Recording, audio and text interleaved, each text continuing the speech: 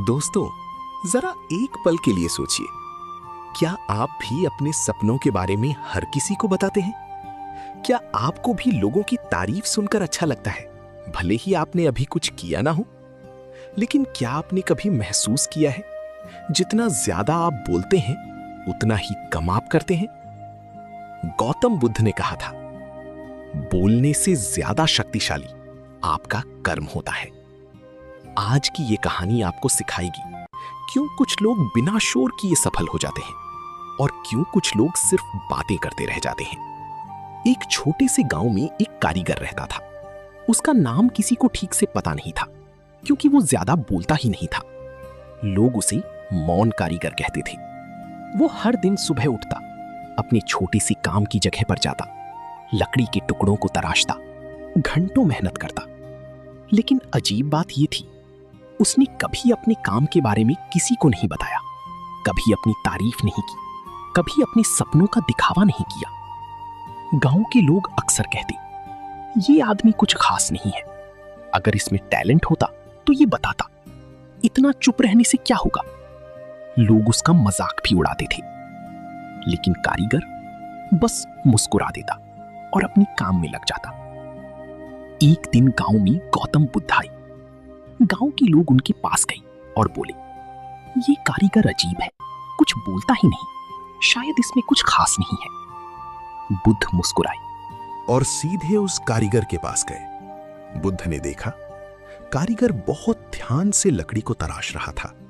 उसकी हर हरकत में शांति थी, उसका पूरा ध्यान अपने काम में था।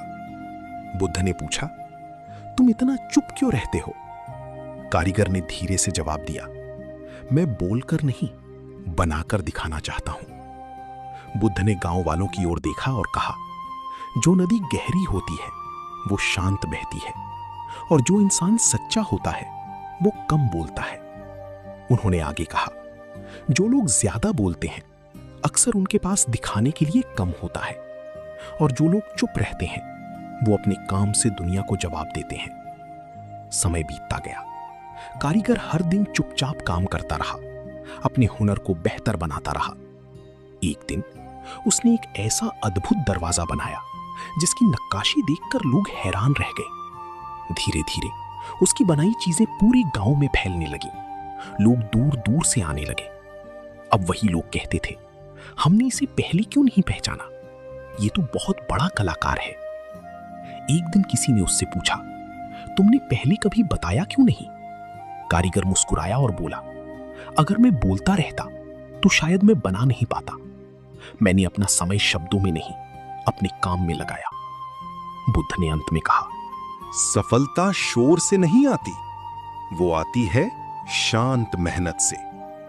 दोस्तों, अगर आप सच में सफल होना चाहते हैं तो बोलना कम कीजिए और करना शुरू कीजिए। गौतम बुद्ध की ये बात याद रखिए, आपका कर्म ही आपकी असली पहचान है। दुनिया को बताने की जरूरत नहीं कि आप क्या कर रहे हैं। जब आप सफल होंगे, दुनिया खुद देख लेगी।